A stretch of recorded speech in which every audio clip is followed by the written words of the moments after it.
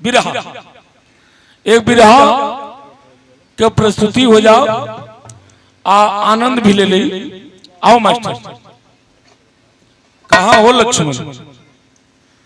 अरे लक्ष्मण रेखा तोरे ले रहे मदद नहीं। लक्ष्मी अब जहन विष्णु भगवान की है। लक्ष्मण चल जाए तो लक्ष्मी चल जाए। आइए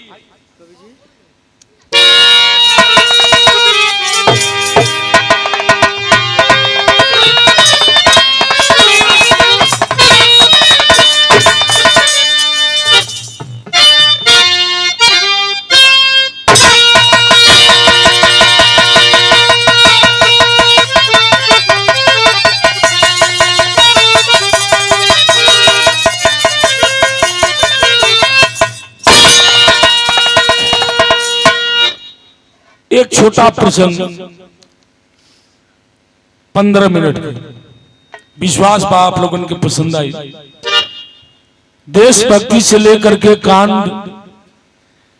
और कारगिल संबंधित सब आप लोग सुनता होते नहीं, लेकिन विश्वास बा की विराह सुनने के बाद एहसास हो जाए कि विराह भी कोई चीज हुआ करती है।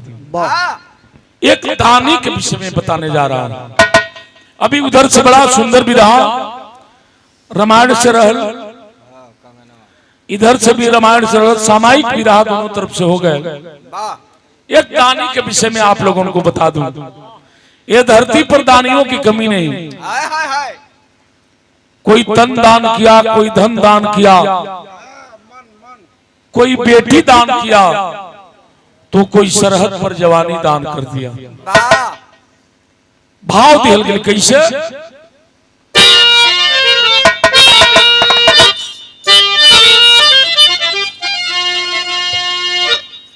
अरे भाई दुनिया से लौटा सैर कर तो देखा,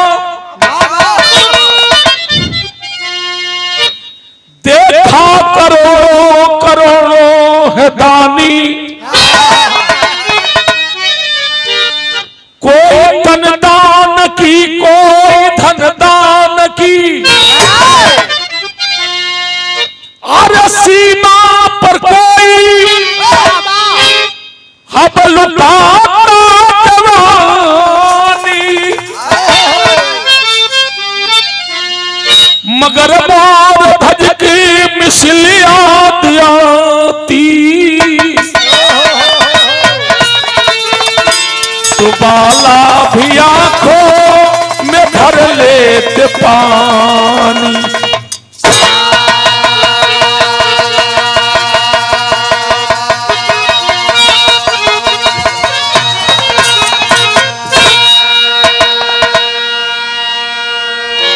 ये भी एक दान ही है, जिन्होंने अपनी बेटी को सेव पोस करके बड़ा किया, और आज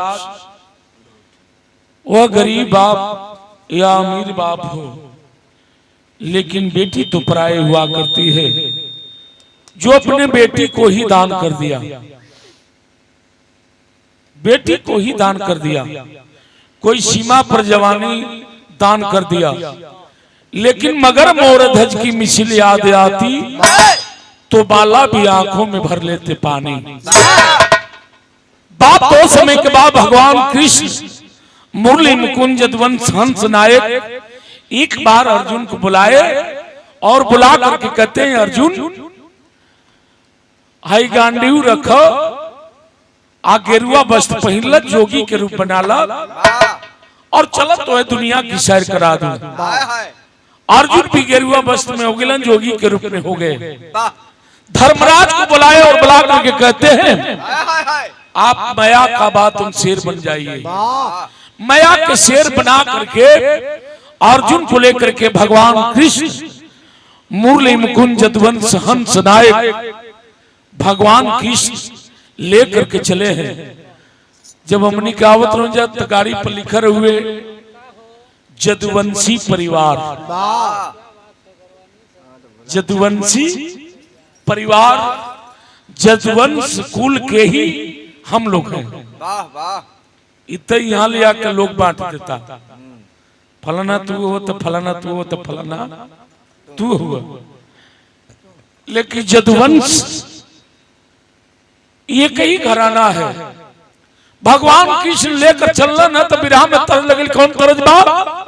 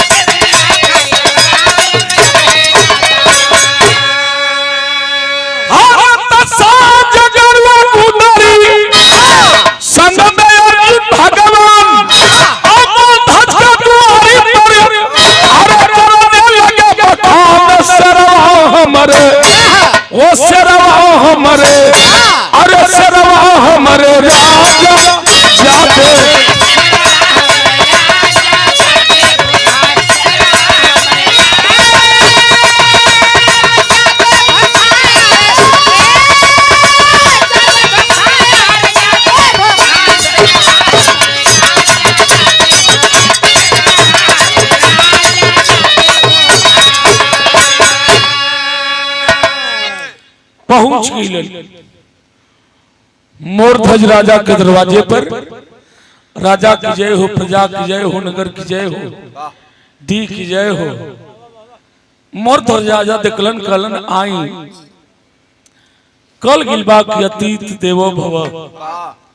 आइए, स्वागत है दरवाजे पर, बैठिए, पानी पीजिए, भोजन करिए, दान दक्षिणा लीजिए।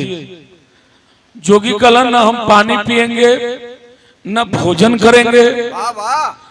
कहलन कि भाई पनियो न पिए बलो, भोजन न कर बलो। तब जोगी कहलन पानी भी पिएंगे, भोजन भी करेंगे, लेकिन एक शर्त है। मेरा शेर कई रोज से भूखा है और कई रोज से भोजन नहीं किया है, पहले मेरे शेर को खिला दो। मोरध्वज राजा कहलन कि अब ई राजा के दरबार पर जहां दाया भैया के बरात जाओ, रजे के बरात जाओ, औजा सेवा में कमी हो जाओ। कमी हो तक खाली मामा लोग में होता। दया भैया बेईमानी ना हो के चाहिए, हम जानते हैं। तो जहां राजा के दरबार बा वो सेवा में कमी हो जाओ। अभी बात उन सिपाहियों को भेजकर आज 2-4-10 को खसी भेड़ा मंगवा के बलवा के आपके शेर को डाल दे रहा हूं, आपका शेर भोजन कर लेगा। जोगी कहला हमार शेर खसी भेड़ा का मांस ना खाई। कहला यो गड़बड़े बा, जब खसी भेड़ा का मांस ना खाई तो का करी, फरमे पर से 2 खचोली मंगा दे का। कहला कि ई फरमो पर वाला ना वो ना खाई। जोगी बतावे लगलन, का बतौलन है नज कलाइन है।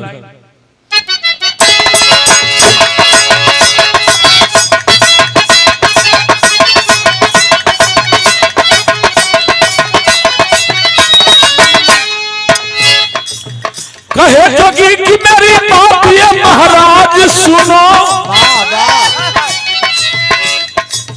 कहे जोगी कि मेरी बात ये महाराज सुनो, मांस पशुओं का नहीं खाता ये वनराज सुनो।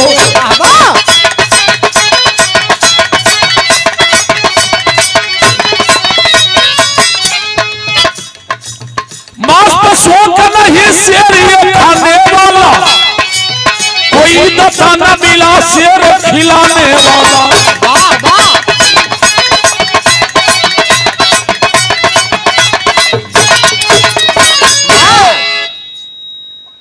हमार शेर भोजन करी, लेकिन खसी भेड़ा के ना, मुर्गा के ना भोजन करेगा, लेकिन किसी मनुष्य का मांस का भोजन करेगा।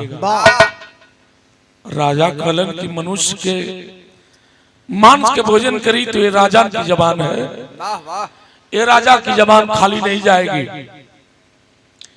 अभी बात हम किसी गरीब को पैसा पर खरीद कर और ला करके आपके शेर के सामने डाल देता हूं। राजा कहला कि केहू गरीब आदमी के खरीद के लिया के डलबा, वो शेर ना खाई। तब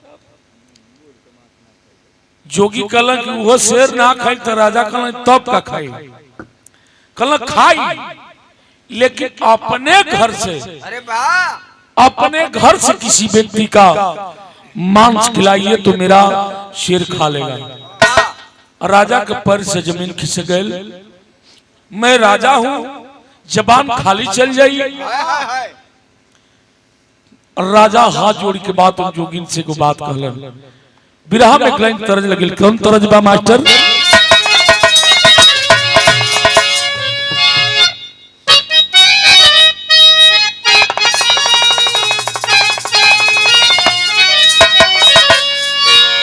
अरे तनी बिया की डाल मैया, अरे लावली हाय झूला नावाई, अरे हो की झूले झूले ना,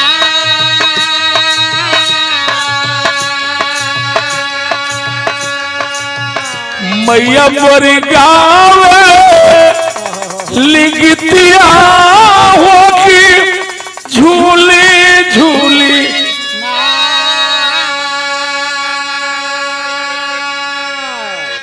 बड़ी अदब के साथ राजा कहलन,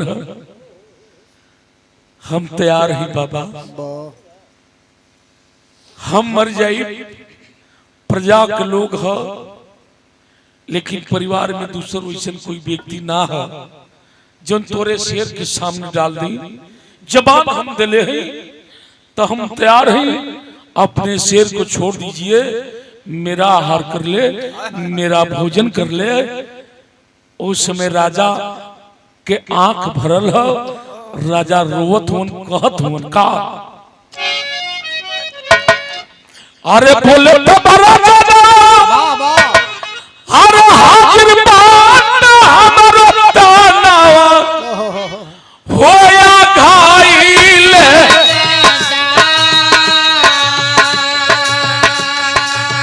होया घायल, सिर खा के बदनवा होया घायल,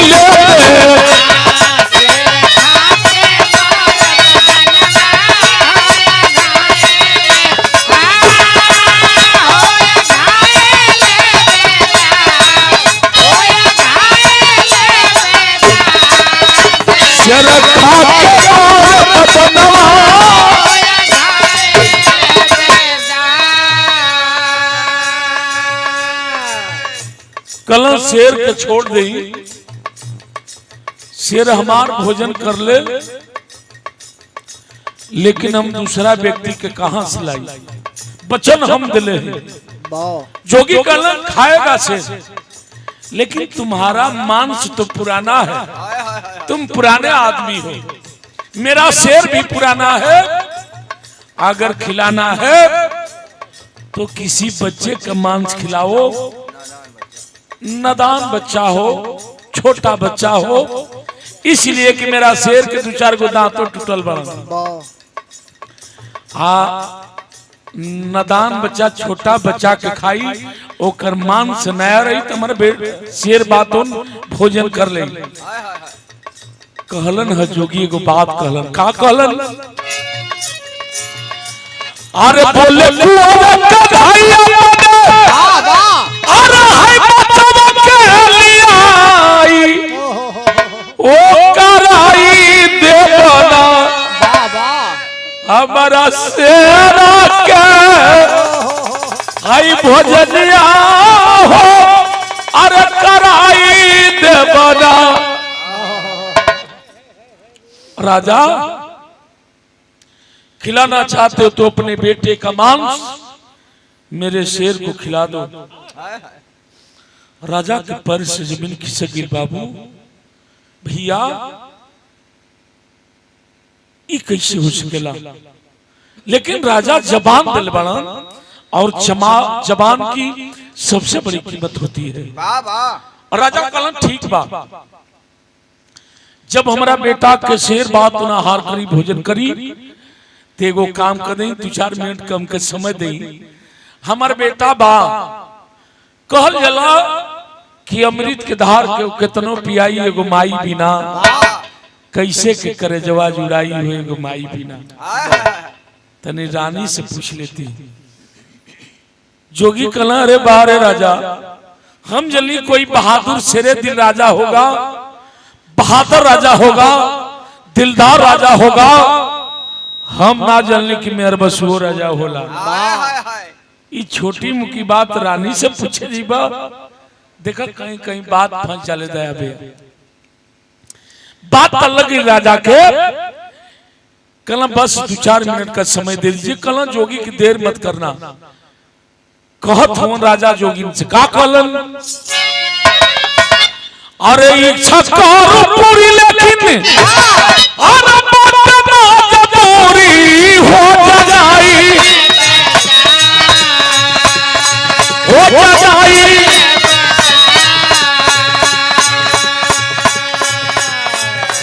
तानी रानी से खबरिया हो जाई,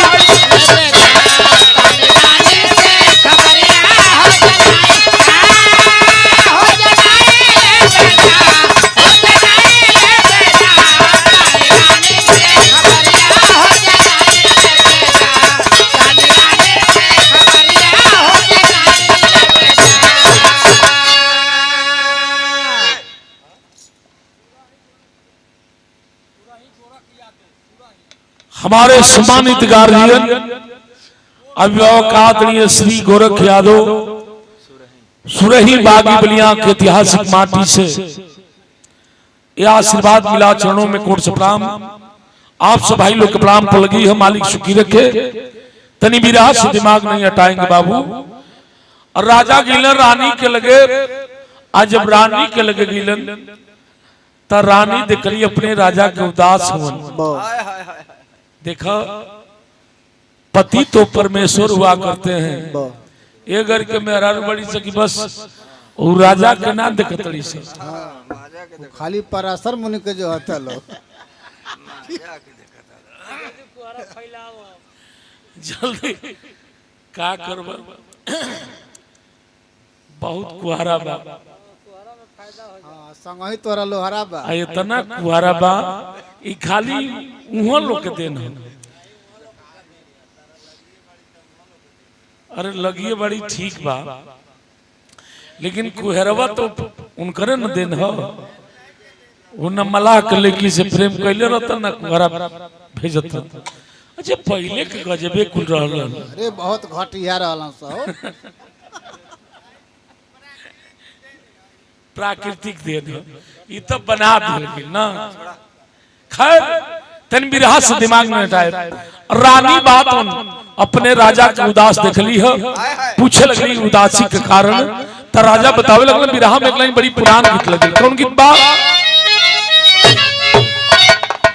तरज वही कि बस अच्छी अरे तेरी पायल गोरी,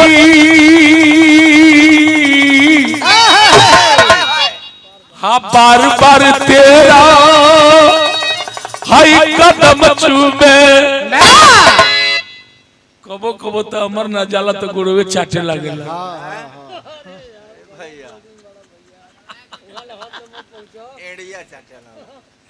का पता इंडिया चटले गाड़िया चटला।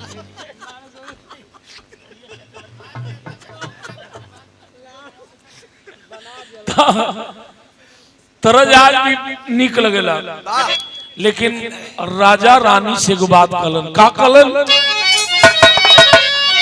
कहल कि तो साधु आए दुआरे गोरी, शेरवा खातिर तोहरो लालन मांगे अरे शेर कई रोज से भूखायल गोरी खाए बद तोहरो लालन मांगे और रानी लपक के राजा के परवा छा ली ना रुआ पागल बनल ही धरती पर कौन ऐसा बाप मतारी होगा जो अपने बेटे को शेर के सामने डाल दे। ऐसा न करी सिया पांव पकड़ के बाद और रानी और रो थी आ रो के बात कली बड़ी बिरहा में पुरान तर्ज लगल ए माता बहनी बात ने गीत के बड़ा रच के गावेली कैसे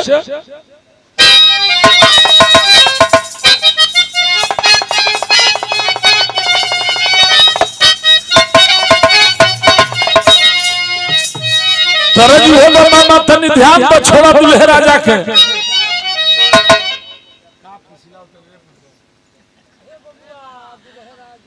दुल्हे राजा बैठ जा तरत तोरे लायक आ गई मामा सराय ले तक ये मामा का कोई जी अब तो बियानवा होते बा अरे भाई सर्व मोमेन मिलकर बना काहे ना घर का काम नहीं के उन्हीं लेना कुलबा दया भैया रज के गावे में हरारू कि आ जाए कदसिया अरे बिहान तू दसिया तीरसिया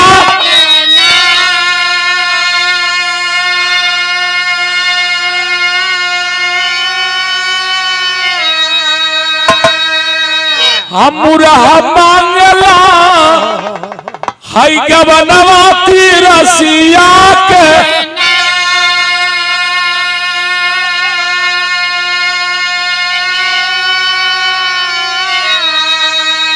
पहले कुल मर्दा मर्दी भी रहा हो के अब तो जेंट्स लेडीज के हो गए।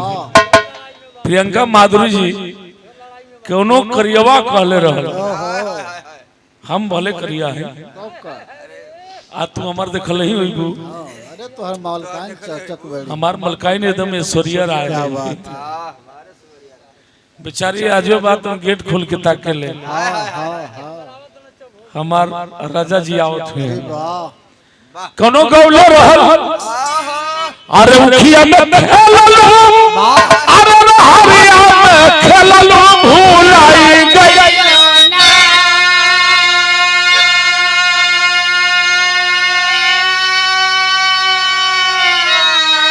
अरे भूलाई गईलू ना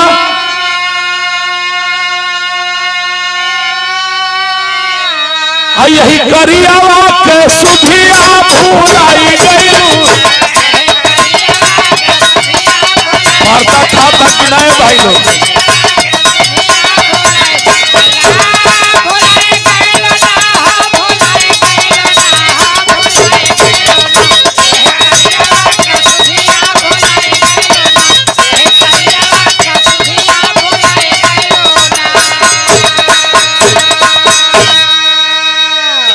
पियावा के पैया अरे है पकड़ के भवनिया रोवा न लागिना ए पंचोरवा न लागिना आया सुवन से चरनिया न लागिना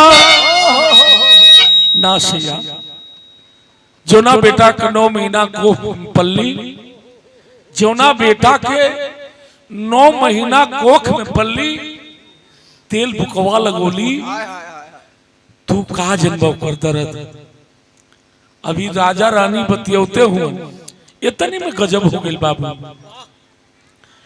कि इतने में आई गई अरे भजल ललवा पूछन लागला अम्माई रोई रोई करा दवा कहन लागी ना इतना ही में बेटा ताम्रध्वज धजा गया। माई काहे रोत बाबू क्या में काहे आंसू बेटा के पकड़ के अखबारी में मतारी रोवत है बेटा जानना चाहत हुआ दरवाजे पर बात अंदोठे जोगी आयल हुए तोहरे बात तुम शेर लेके आयल तोहरे बात तुम भोजन करी ताम नदज बेटा हसल ठटा के बस ये तने खाती रोवत हुआ लो मेरी जिंदगी सार्थक हो जाएगी। किसी का पेट अगर मुझसे भर जाए तो इससे बड़ा उपकार धरती पर कोई कुछ हो ही नहीं सकता। ये काम कर देर मत कर जल्दी लेके चला लो। बाप मतारी अपने बेटा के अपने लाल के लेकर आए आज जब अगले हो तब बिरहा में बताओ लगी बाबू भैल का तो शेर पास में आए राजा शेर पास में आए राजा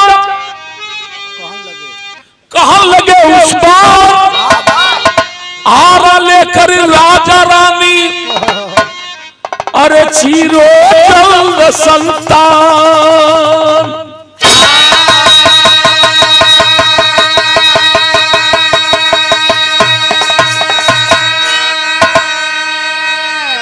बेटा के लेके बात उन जोगी के पास ही कल देर मत करिए हम तैयार हैं शेर को छोड़ दीजिए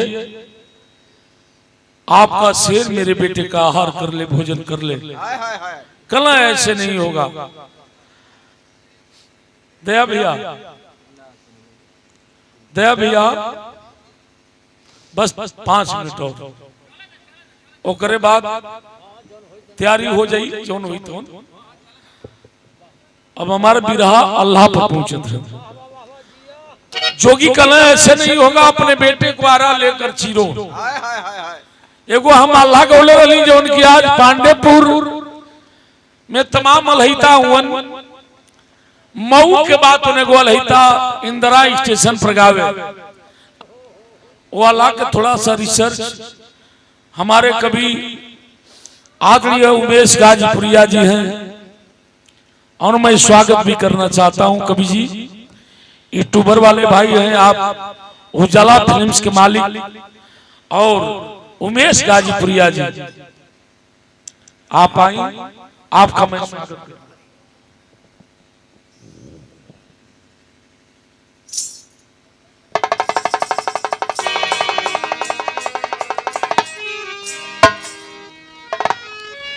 ये अल्लाह के बात उन्हें सर्च मिले रे अल्लाह का हम बोले कौन अल्लाह मास्टर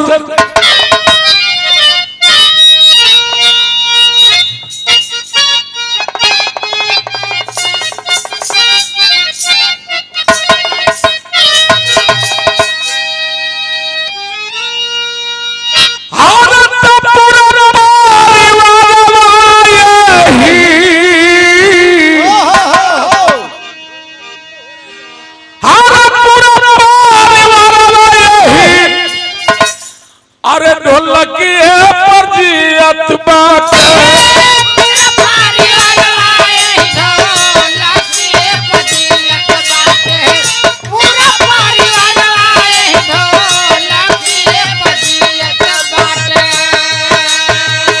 जिंदगी में दूसर नहीं कैली रोजीगा भैया जिंदगी में दूसर नहीं कैली रोजी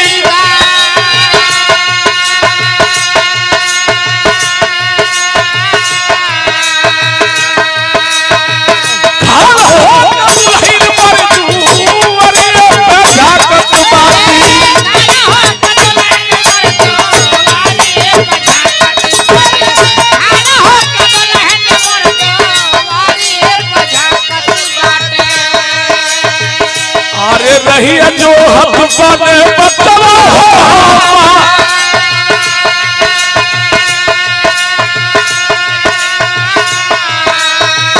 अरे रही जो हक बने बतला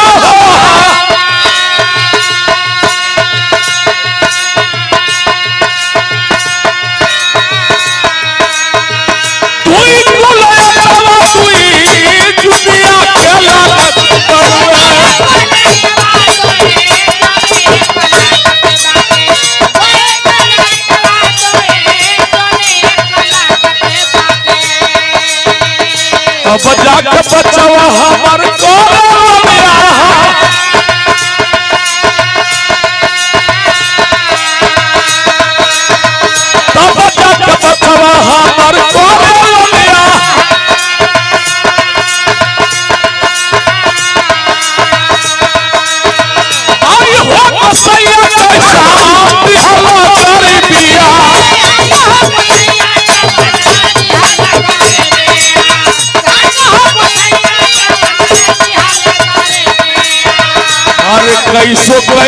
बीते दिन पतिया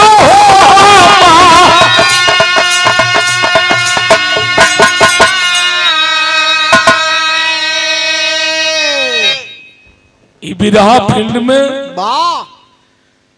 ये अल्लाह के लिए ली अपनी गरीबी वह बेचारा गाता था।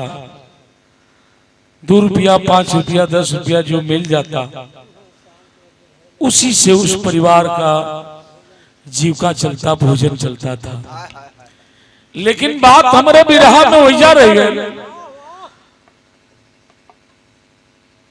जोगी कल ऐसे नहीं अपने बेटा को चीरो और चीर करके मेरे शेर के सामने डालो।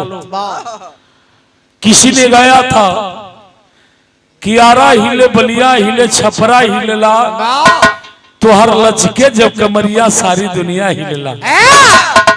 आरा हिले मतलब बिहार वाला आरा ना हिलत रहे और राजा रानी जो आरा चलावत रहे वो आरा हिलत रहे। छपरा हिले बलिया से आगे छपरा है वो छपरा ना हिलत रहे। जिस छप्पर के नीचे राजा रानी थे और अपने बेटा को जी रहे थे वो छप्पर हिला था। बलिया हिले हमनी के बलिया ना हिलत रहल और रानी के कान के बाली हिलत रहल। तो हर लचके जब कमरिया सारी दुनिया हिलेला। लचक मार के जब अपने बेटा के राजा रानी चीरे ताम्रध्वज बेटा हंस रहा है और बाप मतारी अपने बेटे पर आरा चला रहे हैं। बाहर समय तो बताओ कि पूरा बिरहा का निचोड़ अल्लाह ने कैसे मास्टर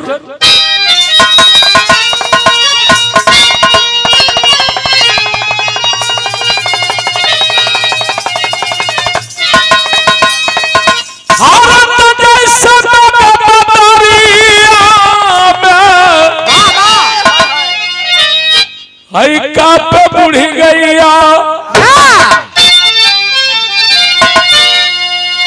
कि अरे मोर राम थोड़ी रे हवा में हाई पीपर पात हिली जा।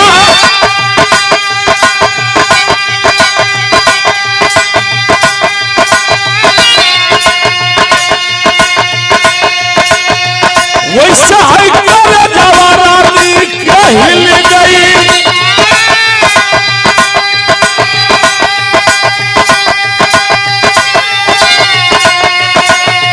राजा तब रानी के कहे साझा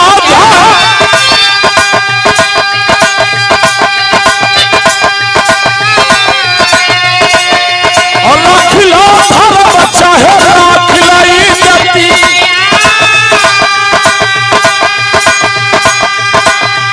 मानव रानी तब काल विचार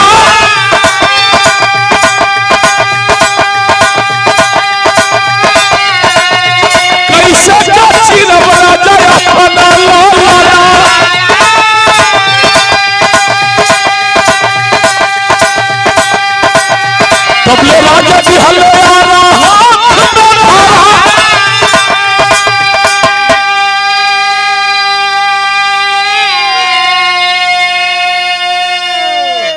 एक तरफ तेरा बेटा है और एक तरफ तेरे पति का जबान है। या तो अपने पति की मर्यादा सम्मान को रख ले या तो अपने बेटे के सर पर आरा चलाओ। रानी सोच गई कि पति के मतलब कि भगवान हुआ करते हैं। अगर भगवान का सम्मान नहीं रहा ते धरती पर हमार सुहागल रहल बात अंतिकार लइका ना रही। बुढ़ौतियों में मेहनत करिहन केतनो बात हम शीतलहरी घेरले हो हो सकला उम्मीद पूरा हो जा। लेकिन अगर जबान चल गए हमारे पति के सम्मान न रहल ते धरती पर हमार जीवन धिक्कार हो जाएगी। और राजा चट दिन बाद आरा धरौलन। राजा रानी अपने बेटा ताम्रध्वज के सर पर आरा रखलन और खींचे लगलन। आज जब खींचलन हो कन्हैया बोल पड़लन जोगी के भेष में। राजा ध्यान रहे चीरते वक्त बेटे के आंख से आंसू न आवे। वाह, चीरते वक्त बेटा के आंख से आंसू न आवे, लेकिन गजब हो गई हो पंचे का भल। अरे हर हर यारवा खिचड़ा बाबा,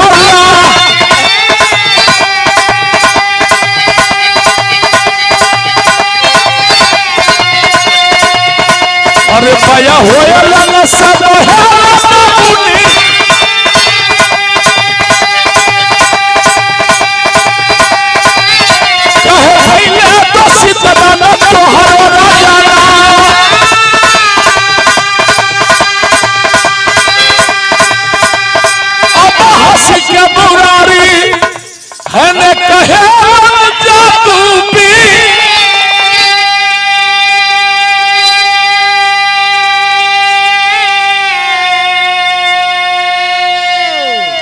स्वयं भगवान कृष्ण मुरली मुकुंद जदुवंश हंस नायक जोगी के भेष में खड़ा हुए कहे, राजा आरा रोक दो, ये तुम्हारा बेटा का मांस दूषित हो गया, अब मेरा शेर भोजन नहीं करेगा। राजा कल कहा है बाबा, कल मैं कहा था कि बेटे के आंख से आंसू नहीं आना चाहिए, तुम्हारे बेटे के आंख से आंसू आ रहा है।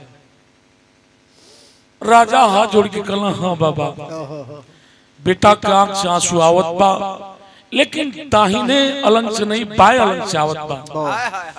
दाहिना अंग के बाद तुम शेर आहार कर ले, भोजन कर ले, लेकिन बाएं आंख से आंसू आ रहा है।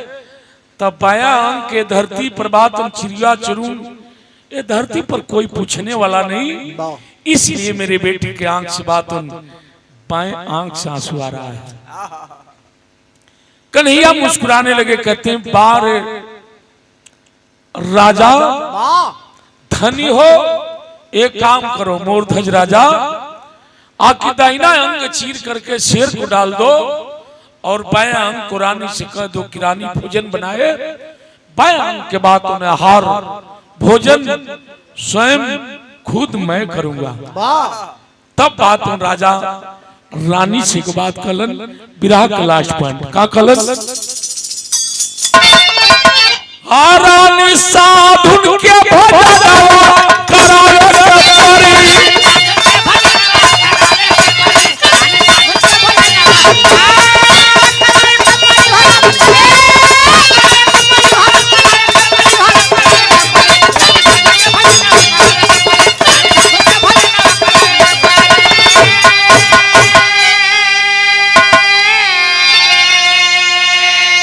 ये भैया बिलख बिलखी रानी भोजन बनाई, अब भोजन करन चले अर्जुन कन्हाई।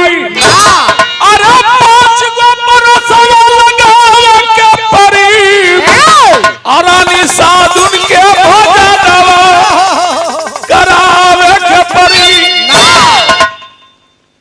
भोजन रानी तैयार कैली, राजा से कली देर न करी, बुला के जोगी लोग के भोजन कराई। आदर सत्कार के साथ राजा गिलन और जाके बात कल चली, आप लोग चल के भोजन कली। दोनों जोगी आकर के बैठ गए। आज जब बैठलन तो 2 थाली में रानी काट के लेके ली। जोगी कल नहीं क्या 5 थाली में लाओ। मोरध्वज राजा सोचलन कि भाई अभी तो 2 गो जोगी हुआ, जना तक 2-4-5 बेनियों नहीं गड़बड़ाई बन सका। कल संग ही बुला ले रहती, कल पहले 5 थाली में भोजन काट कर लाओ। 5 थाली में भोजन आये, 2 गो जोगी बैठले हुए।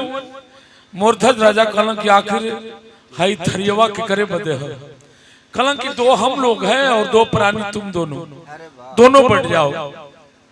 राजा रानी भी बैठ गए। कहलन कि एगो थाली बाकी रह जाता। जोगी कहलन ये बताओ तुम निपुत्री हो, भगवान तुझे औलाद नहीं दिए, अगर औलाद नहीं दिए तो हम निपुत्री का धन नहीं खाते। कहलन निपुत्री तो ना रही, हमारे बेटा रहल, लेकिन चीर के आधा अंग बात शेर के डाल देली, आधा अंग थाली में परोसल है।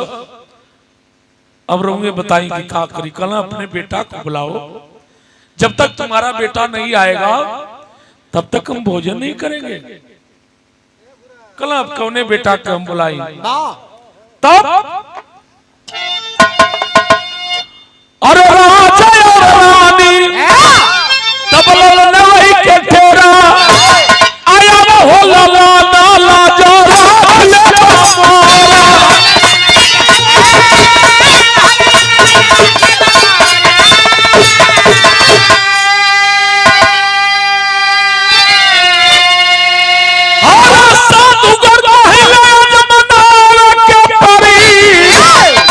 साधुन के भजनवा करावे के परी।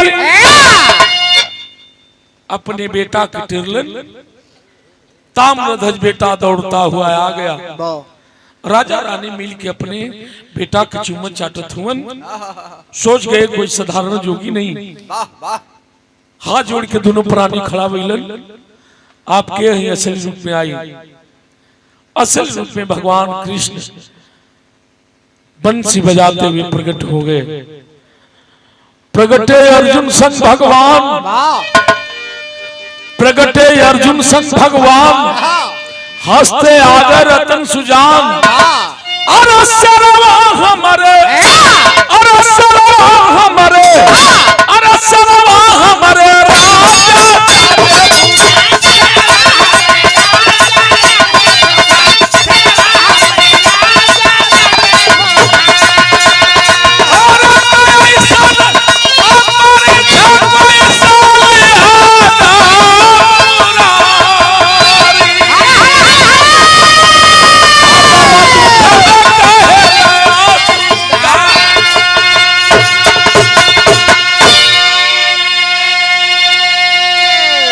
कला हमसे जो ले लिया तब का परीक्षा